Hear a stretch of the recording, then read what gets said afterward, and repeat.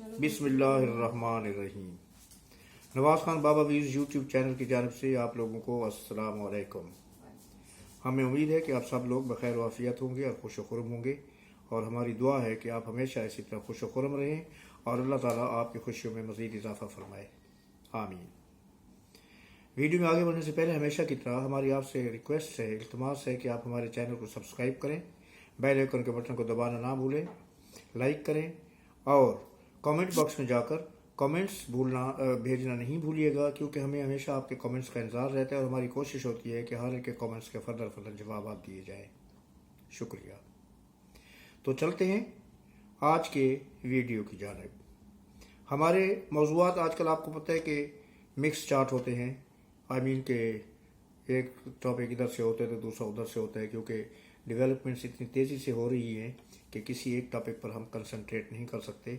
अगर हम किसी एक मौजू को ले लेते हैं तो फिर दूसरे मौजूआत जो है वो रह जाते हैं। तो हमारी कोशिश होती है कि थोड़ा थोड़ा हर मौजू से लेके, इससे मैंने इसको मिक्स मसाला या मिक्स चार्ट कहा है, ताकि आप लोगों को चटखारा भी मिले और आप लोगों तक सही खबरें जो है ना वो भी पहुँच जाए। तो सबसे पहले मैं जो ले रहा हूँ वो अपने जिस थंबनेल पर जो कुछ आपने पढ़ा है वो सही है। इमरान खान साहब की रिहाई चंद घंटों की बात, लेकिन आप किसी गलत फहमी में मुब्तला ना हो जाइएगा। ये ना तो कोई अथेंटिक अथॉरिटी कह रही है, ना वो कोई शख्स कह रहा है कि जिन्होंने इमरान खान साहब के बारे में फैसले करने हैं, ना मैं कह रहा हूँ। मैं एक साहब के रेफरेंस से बात कर रहा हूँ जिसके बारे में मैं भी आपसे जिक्र करता हूँ, और उनके रेफरेंस से बात करने के बाद जब उनकी मैंने गुफ्तगू सुनी तो मुझे यही लगा कि बस अब तो ये चंद घंटों की बात है। I am talking about Babar Awan, advocate Babar Awan लोटा, जो कि कभी किसी पार्टी में कभी किसी पार्टी में, और पीपल्स पार्टी में रहे। पीपल्स पार्टी ने उनको सेनेटर बनवाया, उनको वजारत कानून दी, उनको और बहुत सारे ओहदे दिए, उनको बड़ी इज्जत दी, बड़ी तकरीम दी।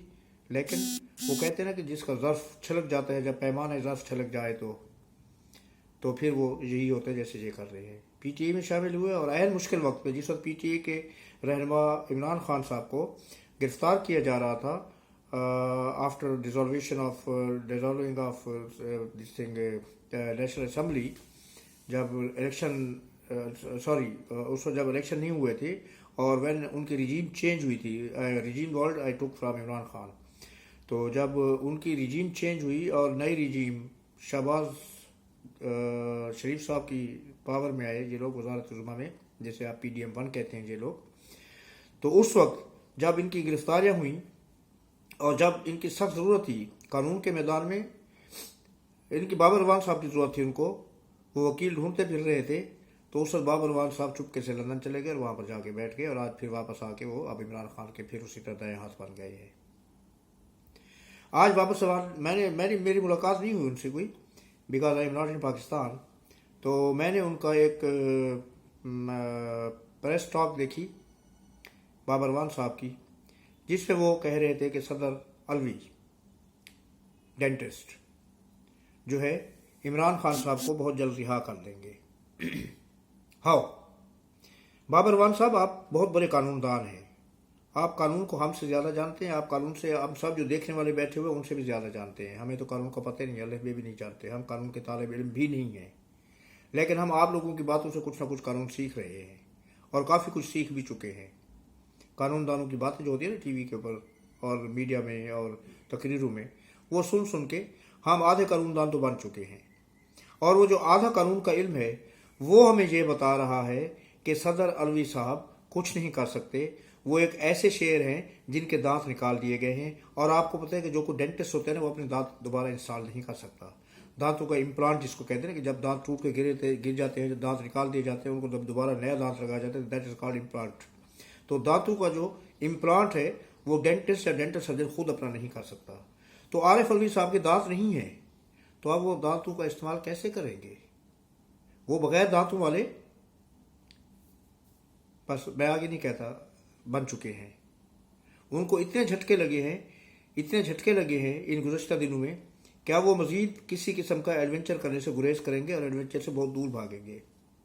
उन्होंने जितने एडवेंचर करने थे इमरान साहब की वजारत उज़्मा के बाद सदारत के ओहदे पर रहते हुए जायज़ नाजायज़ आइन से इनहराफ करके वो कर चुके हैं। अब मज़ीद कोई एडवेंचर जो है उनको तो अब मज़ीद जो कुछ एडवेंचर है वो उनको रास नहीं आएगा।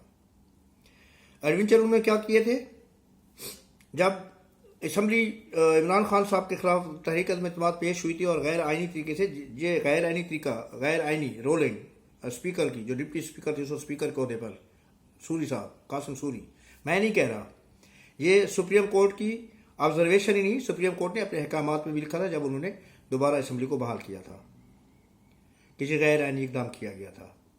और सुप्रीम कोर्ट ने यह भी हिदायत दी थी कि इस गैर आइनी इकदाम करने वालों के खिलाफ आर्टिकल 6 का मुकदमा भी दर्ज हो सकता है, लेकिन आज तक ऐसा किया नहीं गया, क्योंकि सदर को इस्तिस्ना हासिल है, उसके खिलाफ जब तक सदारत के ओहदे पर कोई मुकदमा दर्ज नहीं हो सकता।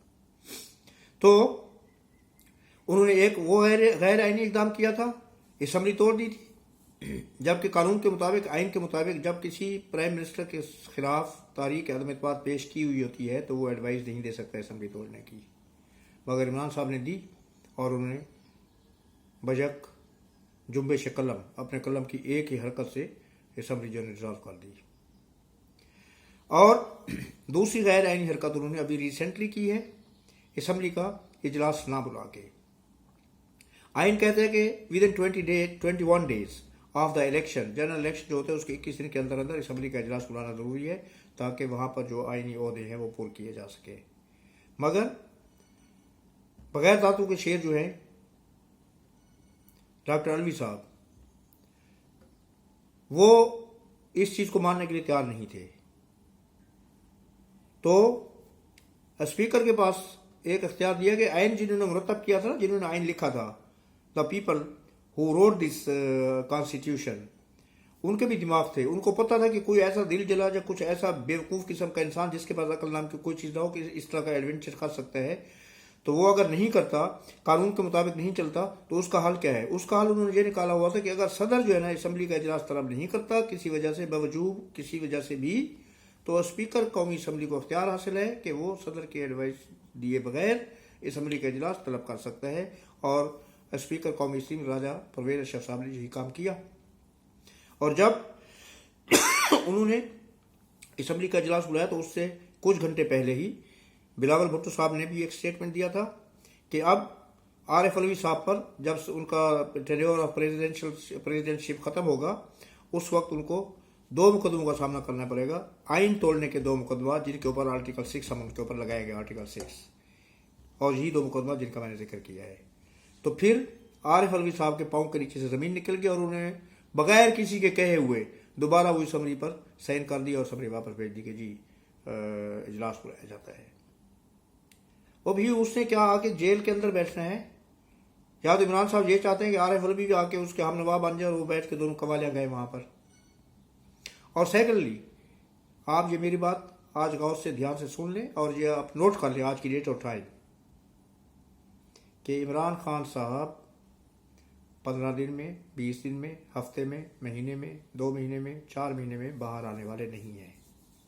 मैं ये नहीं कह रहा कि वो बाहर नहीं आएंगे, he will, but not so quickly, इतनी जल्दी नहीं। अभी तो पार्टी शुरू हुई है, जल्दी किस चीज की है। आपने जो कुछ किया उसका कुछ ना कुछ तो हिसाब किताब देंगे ना, गुनाहों की सजा तो मिलेगी ना कुछ, फिर आप पाक साफ होकर बाहर आ जाए। एक तो ये मौजू था। दूसरा मौजू भी इमरान साहब के बारे में है। वो क्या है कि वो अपना थूका हुआ चाट रहे हैं सेकंड टाइम, दूसरी दफा अपना थूका हुआ चाटा है उन्होंने। मैंने पिछला भी 2 हफ्ते पहले, 10 दिन पहले मैंने एक व्लॉग किया, तो उसमें मैंने ये टर्म इस्तेमाल की थी, अपना थूका हुआ पीटी, और इमरान खान ने अपना थूका हुआ चाट लिया। और आज ये थूका हुआ चाटने का लफ्ज़ बहुत सारे और भी एंकर आजाद इस्तेमाल कर रहे हैं, लेकिन इसकी इब्तिदा मैंने की थी। आज वो दूसरी दफा फिर थूका उन्होंने चाट लिया। पहला थूका चाटा उन्होंने मौलाना फजलुर रहमान के साथ मिलके उनकी पार्टी को, अपनी पार्टी को भेज के उनके पास, और दूसरा थूका चाटा उन्होंने आसिफ अली जरदारी साहब जो प्रेसिडेंटशिप के कैंडिडेट हैं, जो 9 तारीख को प्रेसिडेंशियल इलेक्शन हो रहा है, जो सदारत का इलेक्शन हो रहा है, सदर पाकिस्तान का इंतखाब हो रहा है, उसमें आसिफ अली जरदारी के मुकाबले में उन्होंने कोई और उनको नहीं मिला, इमरान साहब को कोई भी नहीं मिला। इतनी बड़ी उनकी अपनी पार्टी है, मौलाना साहब हैं और कितने कितने बड़े लोग मिले हुए हैं, रखे हुए हैं, पड़े हुए हैं, मगर उन्होंने इंतखाब किया तो महमूद अचकज़ई साहब का। तो अचकज़ई साहब अब आसिफ जरदारी के मुकाबले में सदारती इलेक्शन लड़ रहे हैं और वो उम्मीदवार किसके हैं? इमरान साहब की पीटीआई के। पीटीआई तो खैर वो रही नहीं, पसे पर्दा तो पीटीआई है, लेकिन फ्रंट पर तो सुन्नी इत्तेहाद है, तो उसके उम्मीदवार हैं। और ये महमूद खान अचकज़ई के बारे में इमरान खान जो जो लाफुजानी करते रहे हैं, जो जो कुछ कहते रहे हैं, जो गालिबन आपको याद होगा, अगर याद नहीं है तो थोड़ा सा यूट्यूब पर सर्च करें, आपको सारी बातें पीछे मिल जाएंगी। यानी कि ये शख्स अब भी बाज नहीं आ रहा, अब भी बाज नहीं आ रहा, थूक के बार बार चाट रहा है, मगर शर्म उनको नहीं आती, शर्म उनको मगर नहीं आती। हमें शर्म आती है इनकी बातें सुन सुन के, उन्हें नहीं आती जो करने वाले हैं। हमें शर्म आती है कि इतनी बड़ी जुबान लगा के लप लपा लप लप लपा लप जो है ना वो थूका हुआ चाट रहे हैं। हमें शर्म आती है, यार कैसा इंसान है, देखो अपना थूका हुआ चाट रहा है, लेकिन उसको शर्म नहीं आ रही। तो तीसरा मौजू भी इसी पर ही है, पीटीआई। आपको याद होगा कि जब इनके खिलाफ तहरीक अदम एतमाद पेश हुई थी तो इन्होंने एक बहुत स्ट्रांग बयानिया बनाया था अमेरिका के खिलाफ कि अमेरिका की जो अमेरिकन रिजीम जो है वो मेरी हुकूमत के पीछे है और अमेरिका नहीं चाहता। और ये सैफर वाला इशू भी हुआ था और सारा कुछ, तो अमेरिका के ऊपर इन्होंने एक पूरा जो है ना एक पूरी इमारत अपने बयानिए की खड़ी की और उसका पूरे का पूरा वजन अमेरिका के कंधों पर डाल दिया। उसमें डोनाल्ड लू वगैरह का नाम भी बार बार लिया गया जो सफ़ीर पाकिस्तान है। अब उस इमारत की बुनियादें खुद खोद रही हैं, लेकिन लोगों को या तो समझ नहीं है और या लोग शख्सियत परस्ती में इतने अंधे हो चुके हैं कि उनको इमरान के अलावा कुछ नजर नहीं आ रहा। वो क्या कर रहे हैं, वो क्या नहीं कर रहा, they don't care about that, dam care about that. वो सिर्फ ये जानते हैं इमरान सामने है, he is doing something, what ever he is doing that might be right.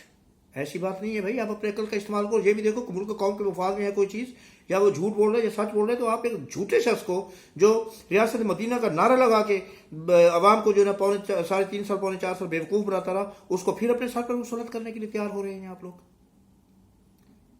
मैं क्या कहूँ, मुझे अपने और अपनी नौजवान नस्ल और अपने बच्चों की जहनीत पर अफसोस हो रहा है कि कौन सी तरबियत हम लोगों ने बच्चों को दी है कि क्या क्या सोच के कहाँ जा रहे हैं वो। तो जनाब इन्होंने क्या किया है, इन्होंने हिदायत दी अपने उन यूथियों को, ये लफ्ज़ मैं पहली दफ़ा मेरे ख्याल में इस्तेमाल कर रहा हूँ, जो अमेरिका में बैठे हुए हैं। तो वो उन्होंने वहाँ पर राब्ते किए, इन्होंने वहाँ पर अमेरिकन लॉबिंग फर्म्स हायर की और उनको इमरान खान का बयान या इमरान खान का चूरन बेचने के लिए कहा कि हुकूमत अमेरिका में ये चीज़ इंट्रोड्यूस कराई जाए। और आज बहुत कोशिश के बाद उन्होंने उनको बहुत पैसे भी दिए, 35 40 हज़ार डॉलर जो है ना हर महीने हर फार्म को देते रहे हैं ये, और दे रहे हैं, may be more than that. अब बात जो हुई है कि आज उनको इमरान साहब को उसका फल मिल रहा है, क्योंकि 33 कांग्रेसमैन, जैसे हमारी नेशनल असम्बली होती है ना, तो उनकी कांग्रेस है, तो कांग्रेस के जो मेंबर्स हैं 33 कांग्रेस के मेंबर और 33 के 33 जो है ना हुकूमती पार्टी के मेंबर हैं। उन्होंने एक लेटर लिखा है प्रेसिडेंट ऑफ अमेरिका को और मिनिस्ट्री ऑफ फॉरेन अफेयर को, सेक्रेटरी फॉरेन अफेयर जिसको कहा जाता है, वजीर खारजा नहीं होता वहाँ पर सेक्रेटरी होता है। और उसमें उन्होंने ये लिखा है कि जनाब ये जो इलेक्शन हुआ है पाकिस्तान में, जो धांधली हुई है, जो सुनने में आ रही है, और जो वहाँ पर एक पार्टी मातूब है, ज़ेर अताब है, उनके इस इलेक्शन की तहकीकात कराई जाए, इंक्वायरी कराई जाए। और जब तक इस इंक्वायरी का कोई रिजल्ट सामने नहीं आता और ये साबित नहीं होता कि ये इलेक्शन धांधली ज़दा नहीं था, और अगर धांधली ज़दा था तो दोबारा इलेक्शन किया जाए, फ्री एंड फेयर इलेक्शन जब तक पाकिस्तान में नहीं होता, उस वक्त तक पाकिस्तान के साथ ताल्लुकात ख़त्म कर दिए जाए, पाकिस्तान को रिकग्नाइज पाकिस्तान की गवर्नमेंट को ना किया जाए जो अभी बन रही है। और किसी मुल्क की हुकूमत को रिकग्नाइज ना करने का मतलब ये होता है कि आप उस मुल्क को भी तस्लीम नहीं करेंगे।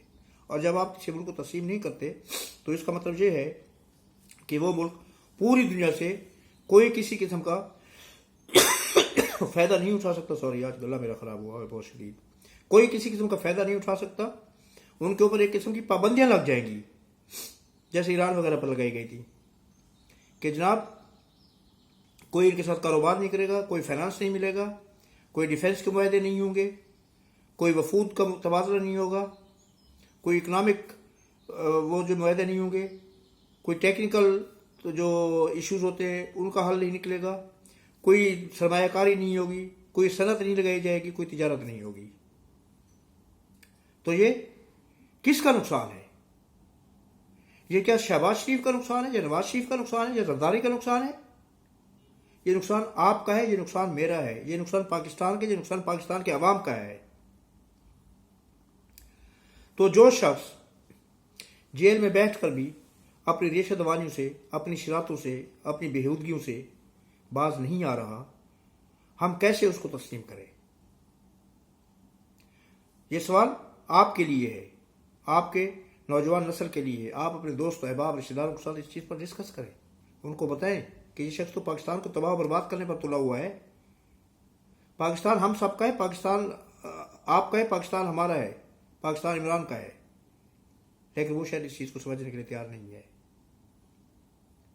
आज तक के लिए इतनी काफ़ी है। आप इस पर सोचें, और अगर कोई तजवीज़ देना चाहे मुझे, अगर मैंने कोई गलत बात की है तो you can come into the comments और राइट अ कॉमेंट।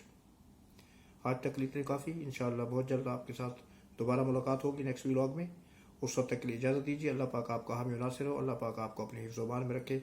अल्लाह हाफिज़। अस्सलाम वालेकुम और शुक्रिया।